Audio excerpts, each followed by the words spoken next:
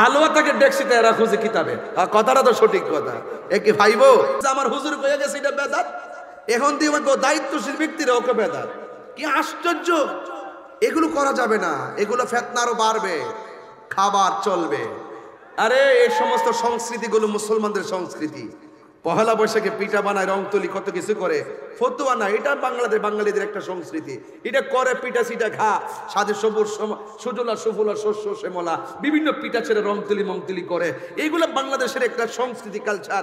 আর আমরা যারা এই সবে বরাতে হালুয়া রুটি খেয়েছি, আরে ছোট ছোট বাচ্চারা অত্যন্ত ইমেজের সঙ্গে সেটা খায়, আমরাও খাই। এবার তো আমি রাত্রেবেলা সবে বরাত, দিনের বেলায় হালুয়া দিয়া ওয়াজ করছি। হালুয়া তাকে ডেক্সিতে এরা খুঁজে কিতাবে। কথাটা তো সঠিক কথা। একে ভাইবো আমার যুবক ভাইয়েরা, এই সমস্ত আজিবাজি কথায় আপনারা কান দিবেন না।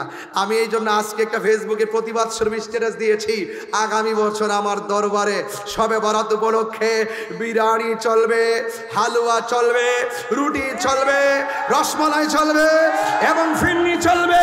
কথা বলেন ঠিক কিনা বলেন? সারা রাত ইবাদতের পাশাপাশি, আমরা ওয়াজ নসিহতের পাশাপাশি ইনশাআল্লাহ হালুয়া রুটি পায়েস চলবে, আর ওই সমস্ত বেদাতকারীরা জ্বলবে। কথা বলেন ঠিক কিনা? আমার ছেলেগুলা কোথায় আছো? যুবক পোলাপান কোথায় আছো? হাত তুলে বলো আমরা চাই কি চাই না? হাত তুলে বলো চাই কি না? এদের কথায় আমরা কান দিব, কারণ আমরা মুনাফিক না, আমরা কি ইমানদার। আমরা কি ইমানদারকে হেরে যাওয়ার জাতি না, বিজয়ের জাতি। আল্লাহ বলছেন, মোল্লা বলে নাই, মোল্লা বলেন, আল্লাহ বলছেন কদ আফলাহাল মুমিনুন।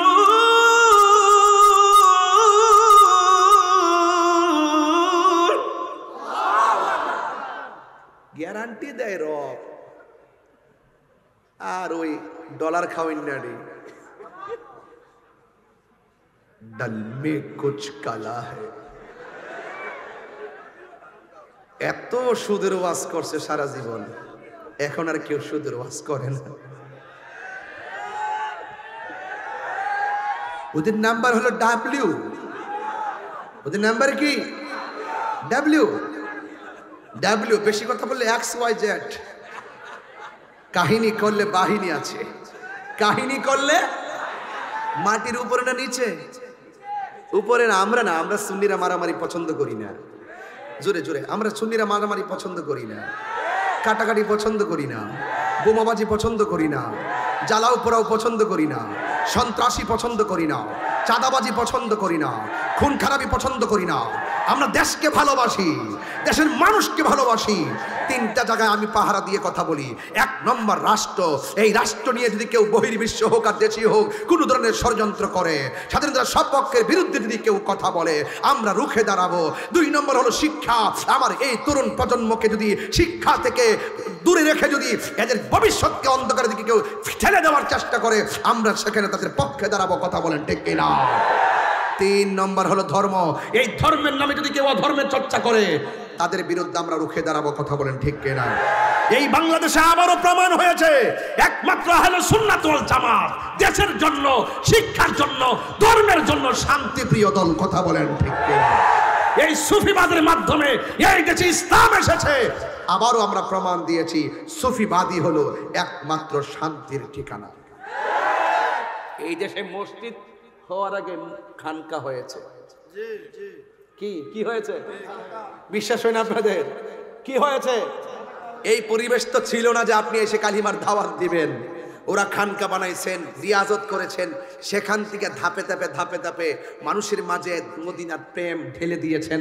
যখন একটা মেজরিটি হয়েছে, তারা সেখানে আল্লাহু আকবার ধ্বনি দিয়েছে।